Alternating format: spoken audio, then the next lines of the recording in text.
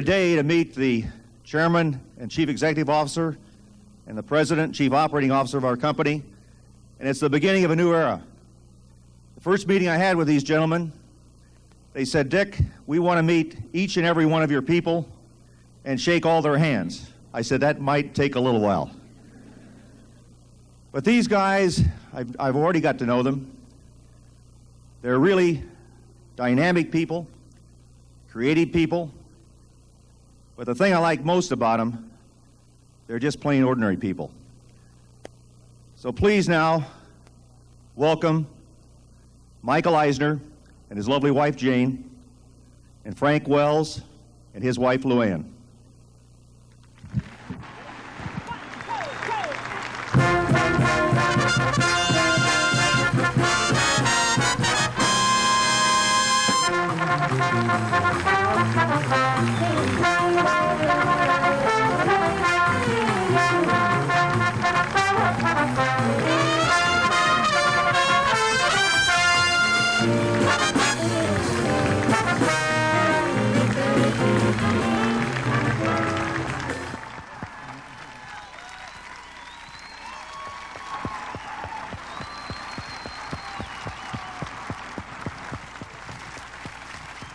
Thank you all. Thank you very much. Last time I was here, I waited an hour for Space Mountain.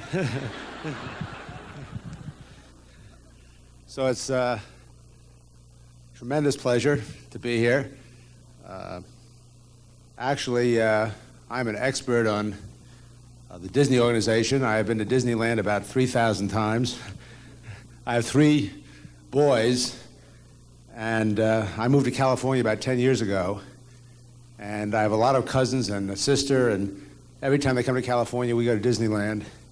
So I've been on Pirates of the Caribbean about 5,200 times. Actually, I have wanted to be involved with the Disney organization for all my life. I grew up, as most people in my generation did, on Walt Disney Entertainment. And my family, nobody in my family is in the entertainment business. Most of them are lawyers or professional people of some kind. And when I was in college, there was a girl I wanted to go out with who was not my wife. She wasn't there, I hadn't met her yet, who was in the theater department. And she wouldn't go out with me, and I figured if I went to see her in a play, she'd go out with me, and she still wouldn't go out with me. And I finally wrote a play, which was terrible, but she performed in it, and I thought that would make her happy, and it did, but she still wouldn't go out with me. At any rate, that's how I got interested in the entertainment business. I then, after graduating from college, joined the guest relations department of NBC, where I was a page, and I worked on The Price is Right and Jeopardy and Let's Make a Deal and the old Jack Parr show. At any rate, I got involved with the entertainment business, and I loved it. I also realized the entertainment business was much more than just the NBC television network. I used to spend a lot of time at the New York Boat Show and the New York Sports and Vacation Show. And then one thing led to another, and I really got the bug in the entertainment business, and I joined ABC. I had met my wife by that time. She was not an actress, so I didn't have to write a play for her, but she did go out with me. At any rate, as I started working my way up at ABC, I discovered two things. One, I discovered I had a child, and two, I discovered the area of children's programming at ABC. And I started working in the Saturday morning cartoon area. Actually, when I was at CBS, previously as a clerk, I used to put the commercials in all the television programs, including the Saturday morning programs. So I can sing all the songs from Heckle and Jekyll and Mighty Mouse and Tennessee Tuxedo. Sometime during that period, there used to be a drive-in movie theater in Bruckner Boulevard in New York. And geez, I thought my 3-month-old son was ready to see a Disney movie. And my wife and I drove to this drive-in theater to see Pinocchio. I guess that was 2 releases ago, or 3 releases ago. And I could not believe the difference in the kind of work that Walt Disney had done and the work that I was looking at on Saturday morning. And it was at that point that I became very impressed with Walt Disney and everything that he was doing. At any rate, I worked myself up at ABC and went over to Paramount Pictures. And all this time, a peripheral association with the Disney organization.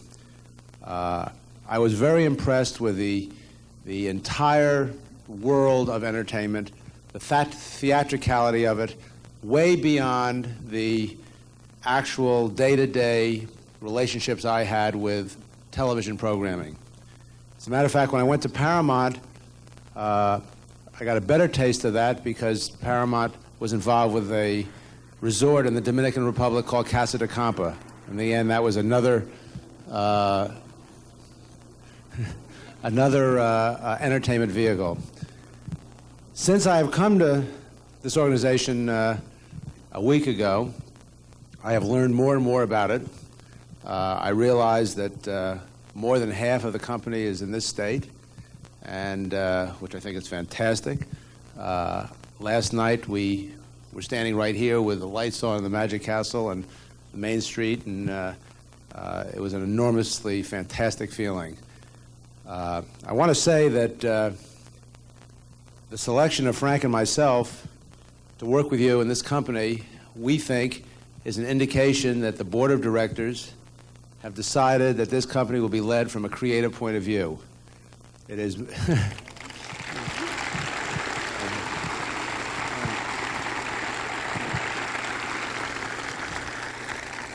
I am quite confident that our selection also is an indication that the company is not for sale, that the company is taking the position that the product and the people are more important than anything else, that the company is taking.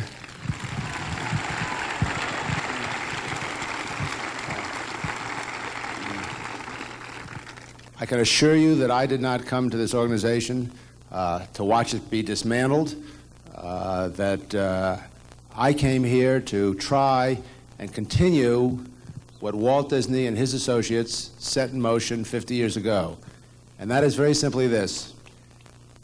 It is essential to maintain the old, to respect the old, to replenish the old, to enhance the old, to modernize the old, and to make that move forward. At the same time, it's essential to do what I'm sure Walt Disney himself would have done, which is to experiment with every new and innovative kind of entertainment possible, whether it be a new attraction here, a new theatrical motion picture, a new television program, a new kind of entertainment, anything that we can think of that is innovative and probably more importantly than anything else, excellent.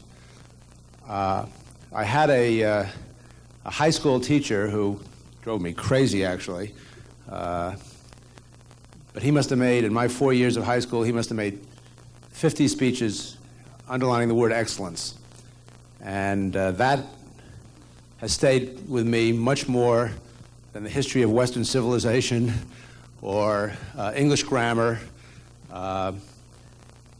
The striving for excellence, whether you're doing a 90-minute animated movie, or you're keeping a street clean, or you're building a new venue,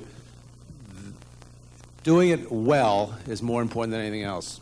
The only other thing I want to say, which is extremely pretentious, and I admit it up front, is that I also read once an essay by Maxwell Anderson, who said there's nothing more important in our society than the artists, that the politicians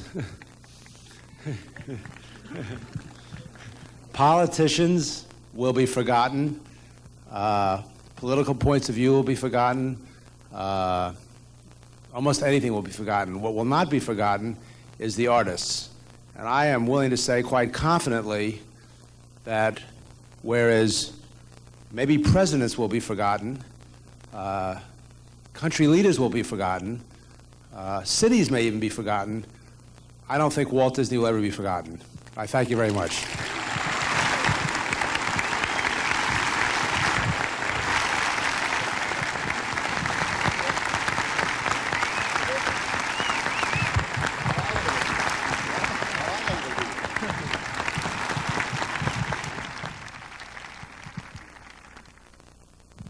Members of the cast, all of you. God, it was glorious today. You know, we got up, it was kind of gray, and we got to the back of the ramp here. We looked out, saw an unbelievable number of people. We did the same thing at the studio a week ago Monday. I guess there were about 1,500 people. Dick said, forget that. You're going to see the largest crowd you've ever seen in your life. We gulped, and the music started to play, and the sun popped through. I think this is I'm sure it is the proudest moment of my life. One of the reasons is because of the gentleman you just heard from. He comes from the motion picture business, as do I, but he's much more than that. I think he's probably the foremost entertainment executive of our time, and that's what the board of directors of this company did when they picked the two of us, is send that signal that this is primarily an entertainment company around the world. And that's why I'm so very proud to be part of it and to be here. We really did a week ago last Monday when we joined this company. The first thing we did was turn to Dick Nunes and to Chuck Cobb from our Vida Land Division, also mainly down here in Florida. Said the first thing we want to do is to meet all the members of the cast, wherever they may be around the world, and shake your hands and welcome ourselves to your company. We've done that in California. And the first moment we could, we got on a plane and flew here, and you're going to see an awful lot of us, an awful lot of us.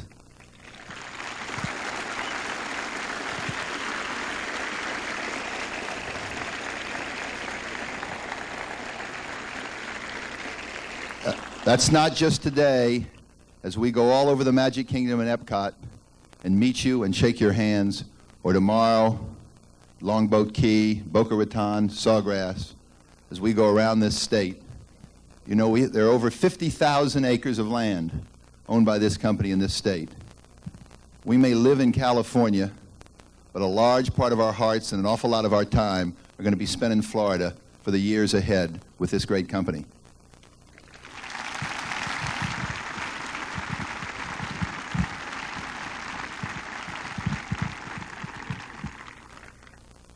We've each come from other companies that happen to be in the motion picture business, as I've said.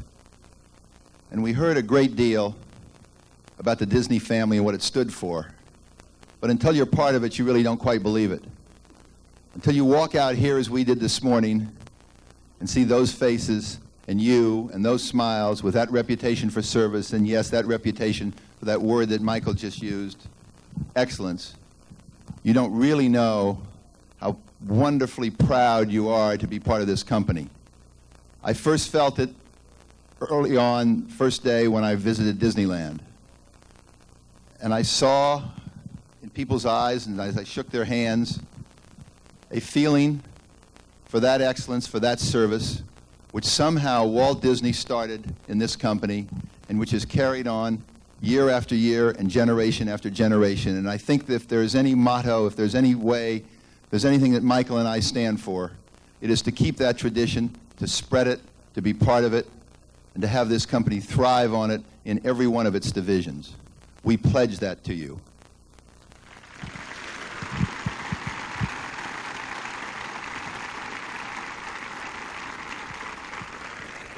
The other thing that I think we can safely pledge to you today is that the problems of the company are now safely behind us. The shareholders of this company